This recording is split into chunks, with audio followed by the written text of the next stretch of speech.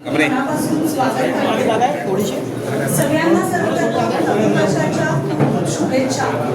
तुम्ही सगळेजण मला ओळखता, पण या नवीन वर्षात मी आपल्याला नव्या भूमिकेत भेटायला आणि ही नवी भूमिका माननीय मुख्यमंत्री देवेंद्रजी फडणवीस यांच्या मार्गदर्शनाने आणि त्यांच्या प्रेरणेतून सुरू झालेली आहे. आज आपण ठाणे महापालिका निवडणुकीच्या धर्तीवर आज ठाणे भाजप मीडिया सेंटरचं उद्घाटन केलेलं आहे आणि या उद्घाटन प्रसंगी आज सगळे मान्यवर आपल्यासोबत उपस्थित आहेत. आपल्यासोबत शहराचे प्रमुख नेते उपस्थित आहेत. विधानसभेचे जनसेवक आमदार संजयजी केळकर, पदवीधर कोकण पदवीधर आमदार तथा निवडणूक प्रभारी निरंजनजी डावखरे, ठाणे शहर जिल्हा अध्यक्ष संदीपजी लेले आणि प्रदेश मुख्य प्रवक्ते केशव उपाध्येजी आपलं मनापासून स्वागत. या कार्यक्रमाची मीडिया काही निजगाव मागे घेतले, काहीला समजून अर्जावर देणे केले. जवळपास 90% अर्ज हे सर्व ठिकाणी मागे झालेले आहे आणि उद्यापासून खऱ्या अर्थाने निवडणुकीला सुरुवात होणार आहे. आपल्या सर्वांचे सहकार्य या सर्व निवडणुकीत आम्हाला लाभावं एवढीच आपल्याला विनंती करतो. आज या ठिकाणी मीडिया सेंटर उद्घाटन झालेलं आहे आणि महायुतीच्या विजयासाठी आपण सगळ्यांनी आम्हाला शुभेच्छा द्याव्या, जेणेकरून ठाण्याचा विकास हा ट्रिपल इंजिन सरकारनुसार वेगाने पुढे जाईल आणि ठाणे हे भारताच्याच नव्हे तर जागतिक पटलावर एक विकसित समृद्ध आणि अद्ययावत शहर म्हणून पुढे येईल अशी अपेक्षा बाळगतो. धन्यवाद. वंदे मातरम. यानंतर मी विनंती करते निरंजन डावखरे याची समाजचा दावा. मीडिया सेंटरचं आपलं मुख्य कारण काय आहे, मीडिया सेंटरद्वारे आपण पत्रकारांना काय देणार आहे.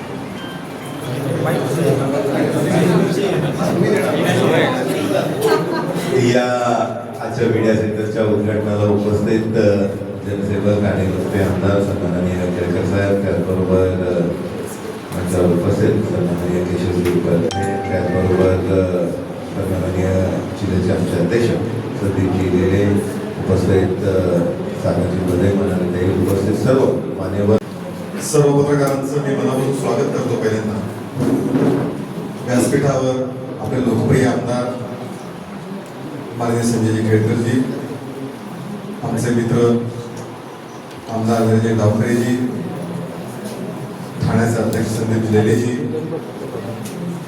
त्याचबरोबर या विभागाचे तर पत्रकारांची मोठी सुविधा सोय या निमित्ताने होते. थोडी धावपळ वाचेल आणि त्या भूमिकेतनं भारतीय जनता पार्टीने मीडिया सेंटर विधानसभेला सुरू केलं. आपण बदल आहात कागदावर मीडिया सेंटर आहे, सगळ्या बातम्या आपल्याला इथे मिळतात, सर्व गोष्टी इथे आहेत. त्यामुळे त्या पद्धतीचंच मीडिया सेंटरचे विधानसभेला होतं. तसंच पुढच्या 15 जानेवारीपर्यंत 16 जानेवारीपर्यंत हे मीडिया सेंटर पत्रकारांसाठी उपलब्ध असेल. ठाण्यामध्ये प्रचार येण्यास सर्व नेत्यांचे दौरे, ठाण्यातल्या सर्व उमेदवारांचं, भारतीय जनता पार्टीच्या सर्व उमेदवारांची माहिती, परिचय, त्यांचे प्रचार, काही वेगळ्या गोष्टी होत असतील तर त्या या नियमितपणे या मीडिया सेंटरच्या माध्यमातून आपल्याशी संवाद साधला जाणार आहे, आपल्याला दिला जाणार आहे. त्यामुळे हे मीडिया सेंटरचा उपयोग अधिकाधिक पद्धतीने आपण करून घ्यावा. हे आपल्यासाठी मीडिया सेंटर आहे. दिवसभर आपण यावं, हवं त्यावेळी यावं. आपल्या सगळ्यांचं स्वागत आहे. हे आपलं पत्रकारांचं, भारतीय जनता पार्टीचं जरी हे कार्यालय असलं तरी मीडिया सेंटर हे पत्रकारांसाठी केलेलं आहे. त्यामुळे त्याचा अधिकाधिक उपयोग आपण सगळ्यांनी घ्यावा ही सगळ्यांना या निमित्ताने विनंती. एक या निमित्ताने म्हटलं पाहिजे की 16 जानेवारीला निकाल तर महायुतीच्या बाजूने येतीलच, पण एक गोष्ट या निमित्ताने झाली आहे. महाराष्ट्रामध्ये साधारणतः 3-4 वर्षापूर्वी एक प्रचंड घोषणा देत 3 पक्ष एकत्र आहेत, पुढचे 25-30 वर्ष आम्ही एकत्र राहू अशा शर्ता घेत महाविकास आघाडी अस्तित्वात आली होती. या मिनी विधानसभेच्या निमित्ताने या महाविकास आघाडीचं विसर्जन झालं. हा महापालिका निवडणुकीचा पहिला अर्थ आहे. तुम्ही सगळ्यांनी बघितलं असेल, ज्यावेळी 19 साली महाविकास आघाडी स्थापन झाली त्यावेळी अशा प्रकारच्या शब्दा खाल्ल्या, मुठी वळवून दाखवल्या तिन्ही नेत्यांनी, तिन्ही पक्षाच्या शरद पवार गट, उबाठा आणि काँग्रेस,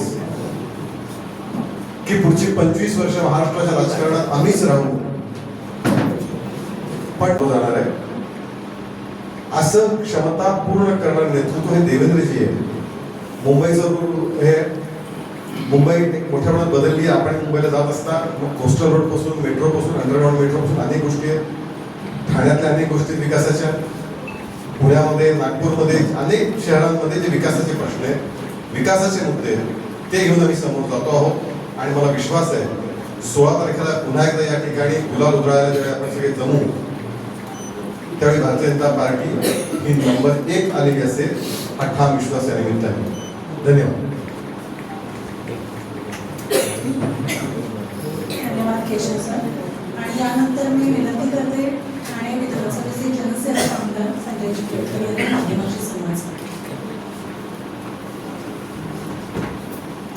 आधीच्या पदाधिकाऱ्यांनी अनेक विषय मांडलेले आहेत. मीडिया सेंटरची ही पहिली वेळ नाही. लोकसभा विधानसभा निवडणुकांमध्ये देखील भारतीय जनता पार्टीने मीडिया सेंटर अकोलकोटीला सुरू केलं होतं. आणि मला असं वाटतं की पत्रकारांना त्याचा निश्चितपणे उपयोगी झाला होता.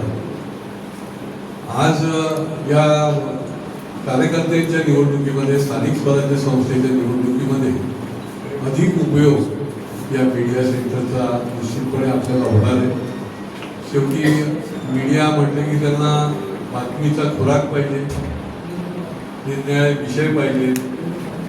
आणि हे विषय अनेक ठिकाणाहून आपल्याला मिळतही असतात, आमच्याकडेही भरपूर विषय असतात. आणि त्यामुळे याचा पुरेपूर निश्चितपणे या सेंटरचा उपयोग होईल. आज त्याला म्हणता येईल की विधानसभेच्या निवडणुकीमध्ये आम्ही म्हटलं होतं की महाराष्ट्रात थांबणार नाही आणि त्या गतीने विकासाची कामं जी आहेत ती महाराष्ट्रभर सुरू राहिली. देवेंद्रजींच्या नेतृत्वाखाली ही कामं अधिक जोराने सुरू राहिली आणि न थांबणारी कामं राहिली. तसंच ज्या निवडणुका झाल्या, मग विधानसभेच्या निवडणुकीमध्ये देखील भरघोस यश मिळालं.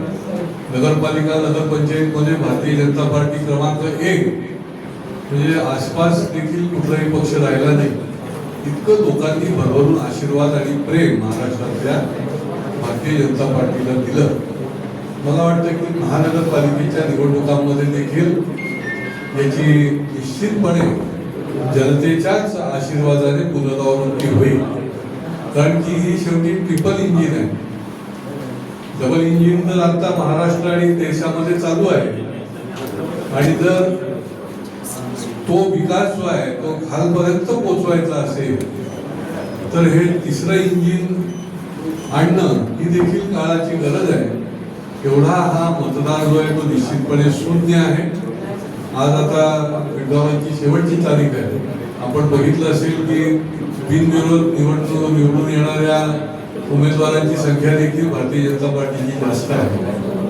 आणि त्याच्यामुळे हा वेग जो आहे आणि ही यशाची जी दौड आहे त्याच्या पाठीमागे होत असलेला विकास, कार्यकर्त्यांची अतोनात मेहनत, निरनिराळ्या योजना सर्व घटकांना आणि सर्व वर्गाला पोहोचवणारी भारतीय जनता पार्टीच्या कार्यकर्त्यांची यंत्रणा जी आम्ही ठाण्यात जे केलं ते महाराष्ट्रभर निरनिराळ्या ठिकाणी कार्यकर्त्यांनी काम केलं.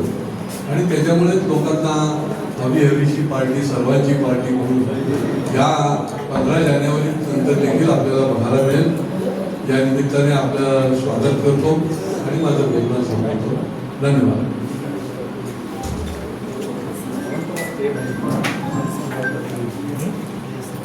काही प्रश्न असतील तर नाही तर आपण आता सध्या जे जागा वाटपाचा जो मुद्दा होता त्या जागा वाटपामध्ये भाजपाच्या वाट्याला फक्त 40 जागा आल्या. तर ह्याच्यामध्ये भाजपा कुठे युतीमध्ये युतीकरणामध्ये भाजपा कमी पडली का? गेल्यावेळी 1 ते 23 जागा आल्या होत्या, पण ह्यावेळी फक्त 40 जागा आल्या. अनेक माझे जे विद्यमान नगरसेवक होते 2017 त्यांना निवडणुकीमध्ये किती देण्यात आलं, त्याचा काय परिणाम, ती का देण्यात आलं? बघा, जागा वाटप हा काही नवीन विषय नाही आहे. अनेक वर्ष शिवसेना, भाजप, महापालिका असेल किंवा निरनिराळ्या निवडणुका असतील, काही वेळेला फायदा होतो, काही वेळेला घाटा असतो. अंतिम लक्ष जे आहे ते संबंध सर्व महानगरपालिकामध्ये आपला मागवा असला पाहिजे, आला पाहिजे. आणि त्या दृष्टीने मग ते कन्क्लूड होतं. अनेक जणांना आपण जे विचारलं की तिकीट दिलं नाही, तर त्या मानाने ठाण्यामध्ये तर फार कमी आहे. मुंबईमध्ये जवळजवळ 50 नगरसेवकांना तिकीट दिलं नाही, पुण्यामध्ये दिलं नाही. शेवटी निरनिराळ्या नवीन जे काम करणारे कार्यकर्ते असतात यांना संधी द्यायला लागते. मग ते त्यांच्याशी बोलून आपल्याला ती संधी देता येते. आणि त्याच्यामुळे असं काही नाही की बाबा त्यांचं तिकीट दिलं नाही, कामलं वगैरे. इथे नवीन काम करणारे कार्यकर्ते जे आहेत ते देखील तिकडे निवडून येऊ शकतात आणि निवडून येतील. आणि हा प्रयोग पूर्वी देखील आहे झालेला. शेवटी लोक पार्टी म्हणून मतदान करतात. सर, अनेकांनी बंड केलेला आहे. आज शेवटची तारीख आहे, अवघा काही कालावधी उरलेला आहे. अपक्ष असेल किंवा इतर पक्षाचा सहारा घेऊन त्यांनी उमेदवारी अर्ज भरलाय. आता बंडांना थंड करण्यामध्ये यश येईल का? आमच्या महायुतीला आणि आम्हाला नेहमीच यश आहे, कारण ही शिस्तबद्ध पार्टी आहे. त्याच्यामुळे आता आज देखील या ठिकाणी अनेक जणांनी जे बंड केलेले होते त्यांनी विड्रॉ केलं. अनेक ठिकाणचं हे काम जे आहे ते चालू आहे. आणि मला असं वाटतं की आतापर्यंत 80% बंड नाही म्हणता येणार, रागाने फॉर्म भरले जातात की आम्हाला संधी मिळाली. युतीमध्ये शेवटी जागा जर कमी असतील तर मग उर्वरित कार्यकर्त्यांना ती एक भावना असते आणि ते काम करत असतात. त्याच्यामुळे ते संधी मिळालेल्या गोष्टी होतात. त्यांची समजूत काढली, त्यांची संवाद केला की ते होतं. मला वाटते आतापर्यंत 80% थंड झालेलं आहे.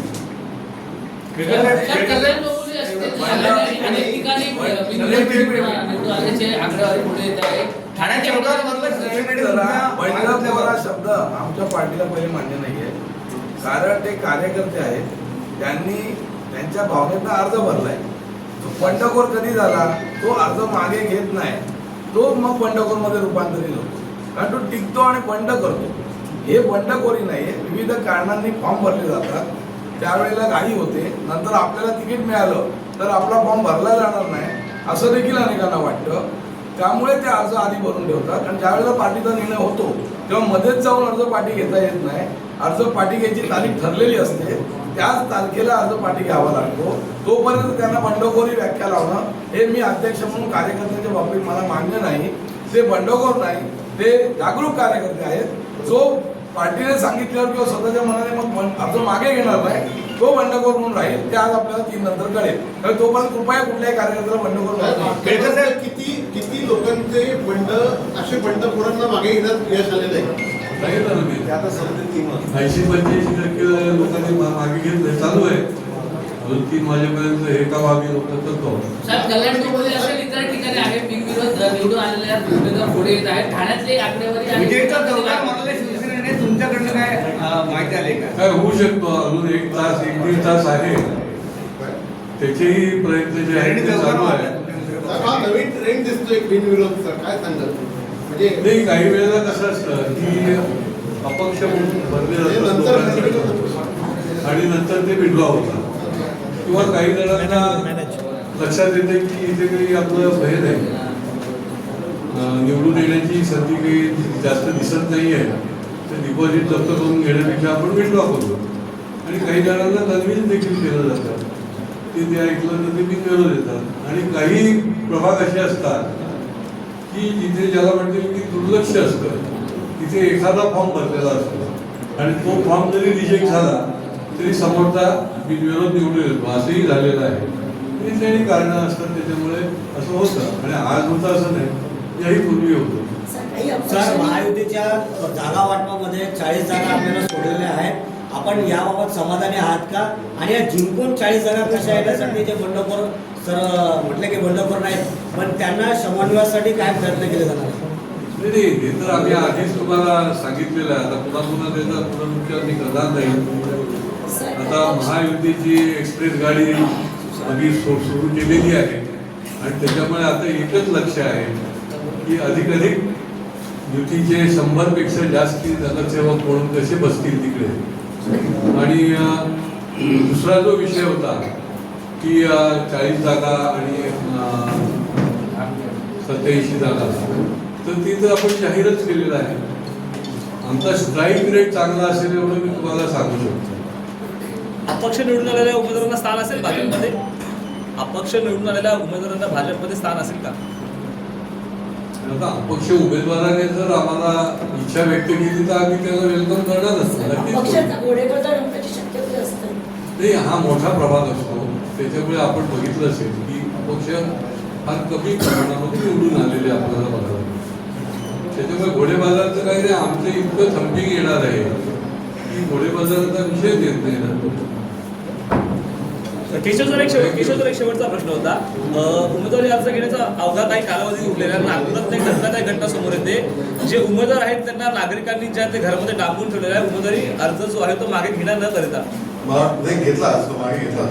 असं आहे की कार्यकर्त्यांच्या भावना नागरिकांच्या भावना असू शकतात, त्यात चूक काही नाहीये. कार्यकर्त्यांना असं वाटलं की आम्ही लढलं पाहिजे, कारण बऱ्याच जवळपास 8-10 वर्षानंतर निवडणुका होत आहेत. तशा अर्थाने वेगळ्या भाषेत बोलायचं 2 जनरेशन एका अर्थाने या सगळ्याच्या जात आहे. कारण पहिली 5 वर्ष पुढची 5 वर्ष अशी. त्यामुळे असंख्य कार्यकर्त्यांना असं वाटलं की आम्ही